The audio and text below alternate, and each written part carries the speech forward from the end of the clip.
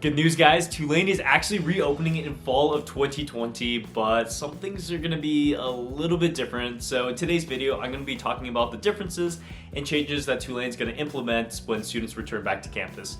So without further ado, let's get on with the video.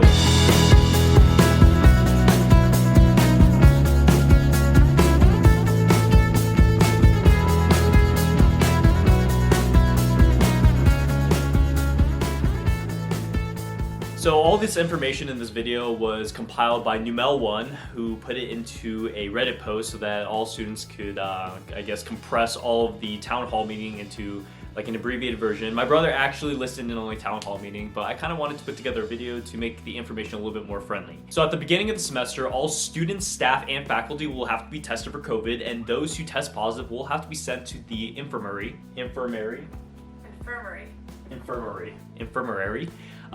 Patterson, which has been converted to, I guess, cater to the needs of those students. And yeah, students who are at higher risk, such as athletes as well as band students, because they are in more congested areas during activities, will have to be tested a little bit more often. And as of right now, saliva swabs as well as maybe nasal swabs will be the primary test. But over time, the test may become a little bit more comprehensive. Okay, so the second update is that the study abroad has been canceled, and I'm super upset about this because I was planning on studying abroad in Barcelona, Spain. So yeah, those who had their study abroad canceled will probably have to not only apply for housing, but also register for classes. So yeah. So according to the Vice President of Campus Services, CDC sanitation will be taken very seriously on campus, which means that all communal bathrooms will be cleaned more often, and suite-style bathrooms will actually be cleaned every week. So those who don't clean their bathroom very often will actually benefit from this, since their bathrooms are going to be cleaned a little bit more often. So the plan is that orientation and move-in will be set for a longer duration of time. The move-in dates have not been set quite yet, but I really hope that the new student leadership program, the ones who organize orientation, won't cut as many activities, because orientation is super fun to meet other people, and I really hope that they don't sacrifice that experience, because seniors coming in have already lost their senior years, so I really hope that their freshman year doesn't suffer as well. So another change that will be implemented is that all classroom sizes will be double the amount of seats of enrolled students. So I guess that isn't a huge issue for Tulane students, since the average class is around 15 students. So our classrooms do have usually over 30 seats, so that's not a huge issue. The classes that I'm mostly concerned about are like the Intro to Biology and Intro to Chemistry classes, because those are larger classes which have over 100 students. So McAllister Auditorium is planned to be utilized, which isn't the greatest because it can get kind of cold in there and the lighting isn't great. It's not the best space for learning. There are 6 additional classrooms that are going to be built. Tulane's unsure where those are going to be. I'm kind of curious what they're going to look like. But all courses are expected to have some kind of online portal, so that students who are uncomfortable with going to class, or students who are sick, can access those materials as well. So I guess that's a good resource as well. So luckily for the Commons building, it was much larger than Bruff Commons, so I guess that's not a huge issue, since there's plenty of space to keep social distance when eating. They're also considering of constructing another building where students can take out or order. Food trucks will also be utilized more often, because you can just pick up your food, and they're trying to develop an app along the way.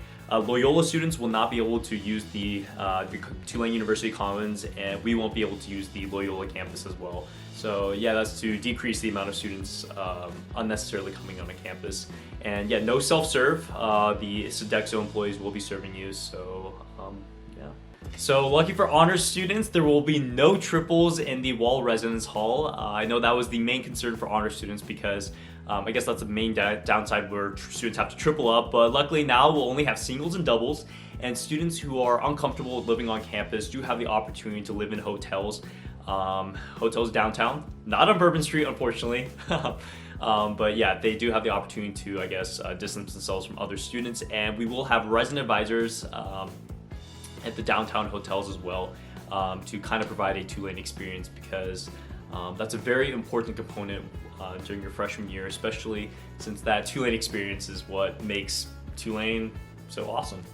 Okay, so this next part's a little weird, but it kind of stated that all students in public will have to wear masks, but it's not specific whether or not it's mandatory or highly recommended. There are also a lot of thermometers purchased, and as mentioned before, there are also a lot of tests to make sure students aren't carrying the disease. So currently move-in is being organized, but of course not all the students are going to be moving in on the same day. They're trying to break it up into 25% students in each day. And those students who cannot come to campus for other reasons, likely health related, do have the opportunity to enroll in online courses. They're thinking about compiling a list of 80 courses that you can take. I'm not entirely sure how that's going to work, but yeah, I really hope you guys can come to campus. So as a lot of you guys may know, Tulane is pushing its schedule a few weeks earlier so that students aren't at Tulane in later parts of the year. So yeah, finals are likely going to be online in some form, not entirely sure how.